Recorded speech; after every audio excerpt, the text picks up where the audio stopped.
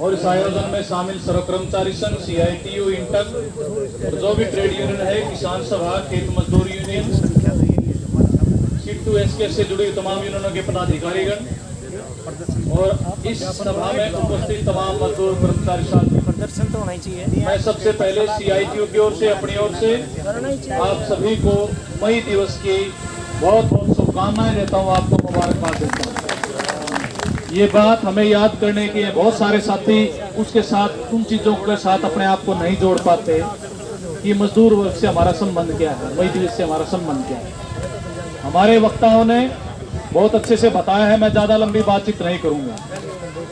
एक बात जो है समझने की जरूरत है, इस धरती पे, इस दुनिया में पैदा करने वाले, पैदावार करने वाले, मेहनत करने वाले जो हैं वो किसान है, मजदूर है या सरकारी विभागों के अंदर काम करने वाला कर्मचारी है।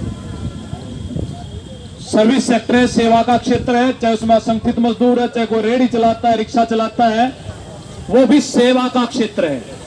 अगर ये रिक्शा वाले, रेहड़ी वाले ये सेवा ना हो तो ये समाज इस ढंग से नहीं चल सकता जैसे चल रहा है। इसलिए जो हम हैं, जो यहां बैठे हुए हैं, वो इस देश के निर्माता हैं, इस सिस्टम को चलाने वाले हैं।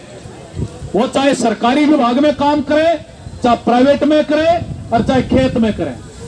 इसलिए जब हम चलाने वाले हैं, हमारे बिना ये सृष्टि, ये समाज, ये व्यवस्था, ये व्यापार, ये बिजनेस हमारे बिना नहीं चल सकता। तो हमारे बिना नहीं चल सकता तो हमारी हालात फिर ऐसी क्यों है? ये वो दिन समझने का है। 4 महीने से आंदोलन कर रही थी, आंगनबाड़ी के बारे में बताया साथियों ने, और लड़े किस बात के लिए? वो बात जिसके लिए मुख्यमंत्री ने खुद घोषणा कर रखी है, प्रधानमंत्री ने घोषणा कर रखी है। 4 महीने तक लड़े। इन साथियों के लिए एक बार तो तालियां बजाओ। इतना लंबा आंदोलन पूरे देश के अंदर के अंदर नहीं लड़ा गया। 975 महिलाओं की टर्मिनेशन कर रखी है सरकार ने, 975 की। और क्यों?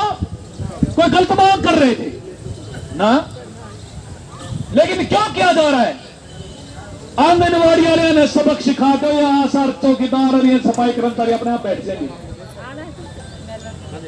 ये ऑटो रिक्शा वाले जो खड़े हैं, रिक्शा वाले, ये बोलना कौन आगे सरकार के? तो हम सारी बहाल भी होगी, तनख्वाह भी मिलेगी, चिंता ना करिए। मैं बताना चाहता हूं, आपकी भी बात हमारी होगी, लेकिन एक बार धक्का देना चाहते हैं। यही तो आशा वर्करों के साथ कर रखा 2 साल से। नहीं चवन्नी दो ठीक हो, नहीं कोरोना के योद्धा बना दिए। पहले जो मिल रहा था वो काट लिया, और सारी बात होगी, रैली होगी, मंत्री ने बात कर ली, बढ़ाऊंगा, फाइल जो है दबे धरे, आगे घोषणा नहीं कर रही। क्यों भाई? काम जो है, चाहे आंगनबाड़ी हो, चाहे आशा हो, चाहे गांव का चौकीदार हो, बड़ा 7.5 कर दिए। 7 करे थे, 7.5 करे थे, 7 कर दिए थे, 7,000 कर दिए। बोला केंद्र सरकार का कोई भी ठेके का कर्मचारी, उसका न्यूनतम वेतन 26,000 से कम नहीं है। और ये कब है? गांव के चौकीदारों ने घंटे 24 तुमने ड्यूटी करनी पड़ेगी और तनख्वाह देवेंगे 7,000। काम पता नहीं कितने तरह के लेवेंगे। यही हाल जो है गांव के सफाई कर्मचारियों का है।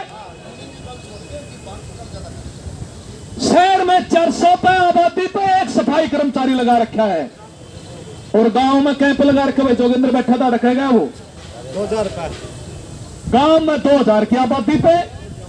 और बेगार कितनी?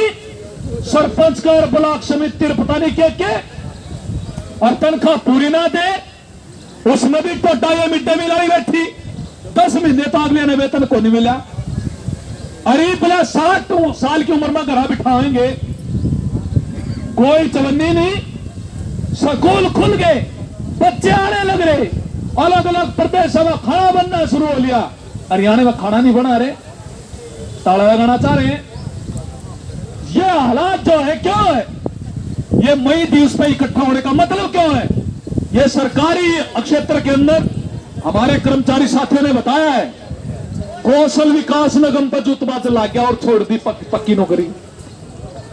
पहले तो ठेके पे लड़ा करने, ठेकेदारी से बोला स्थायी काम स्थायी रोजगार होना चाहिए, कानून में लिख रखा, सुप्रीम कोर्ट में कह रखा हिंदुस्तान की। यही नहीं पूंजीपतियों की व्यवस्था है जिसमें न्याय प्रणाली भी है, सब कुछ है।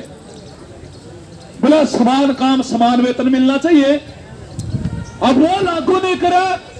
आज बात इस पर आ गई, बोला ठेकेदारी प्रथा में बड़ी लूट है, कौशल विकास निगम ले आओ। अब उसने भूल गए पक्की नौकरी ने, अभी वही जुगाड़ कर लागे कि किसका कौशल विकास निगम में नाम आवेगा ना आवेगा। यहां पे चली गई स्थिति। हालात क्या है? हालात ये है बेरोजगारी के मामले में आजादी के बाद या जो बीजेपी का राज आया, सबसे ज्यादा बेरोजगारी है। और बेरोजगारी सद तक है हमारे परिवारों के अंदर बच्चे पढ़े लिखे, पहले जो है हम भी पढ़े, यूनिवर्सिटी में पढ़े हुए हैं, बीएम में करने के बाद नहीं हुआ करता कि क्या नौकरी करनी है, फिर सोचा करते। आज 8वीं 7वीं के बच्चे 9वीं के बच्चे सोचने लग जाओ नौकरी करनी है कि कौन सी एरिया पकड़ा जाओ। टेस्ट कर लिए, 1 कर लिया 2 कर लिया, पता इंटरव्यू हो लिया, नौकरी नहीं मिल रही। अभी अखबार में 4 दिन पहले की खबर है, फौजी का सुन अखबार में आया, बड़ी खबर बन रही। 10 साल की उम्र में तैयारी करने लगा कि फौज में भर्ती होना है, 3 इंटरव्यू कर लिया, फाइनल हो गया, लेकिन भर्ती भी नहीं हुई। सब कुछ जो है फिजिकल भी कर लिया और वो भी इंटरव्यू सब कुछ कर दिया, लेकिन उसकी भर्ती नहीं करी तो सुसाइड कर गया। जिस ग्राउंड में वो क्या करता, अपनी प्रैक्टिस वहीं सुसाइड किया, क्योंकि 23 साल की उम्र होगी, उसके बाद जो अप्लाई नहीं कर सकता है फौज में। हर एक घर में बच्चों की हालत ये है पूंजीवाद। हमारे देश में दुनिया में पैसे की कमी नहीं है, संसाधनों की कमी नहीं है। सवाल यह है कि कुछ 100 लोग जो है बैठे हैं, सारे पैसे पे सारी धन दौलत पे कब्जा किए हुए, और वो जो है वो सारे सिस्टम में चला रहे हैं। पहले मुनाफे फैक्ट्रियों में पता नहीं क्या क्या खरीद कर उन्होंने कमाए, अब नजर किस पे है? ये जो सरकार का ढांचा है, सरकारी क्षेत्र, इसने सारे ने तबाह करके अपने अधीन कर लो। अब वो आ गई राष्ट्रीय मौद्रीकरण पाइपलाइन, उसमें के प्राइवेट करने की जरूरत नहीं है। महकमे ठप्पा तो सरकारी रहेगा, काम सारा प्राइवेट वाला दिखेगा। वो आमदनी प्राइवेटाइजेशन नहीं है। ये जो हमारे टैक्स से खून पसीने की कमाई से सरकारी विभाग जो खड़े किए गए, फ्री में पूंजीपतियां के हवाले कर रही है बीजेपी। अब 4 दिन पहले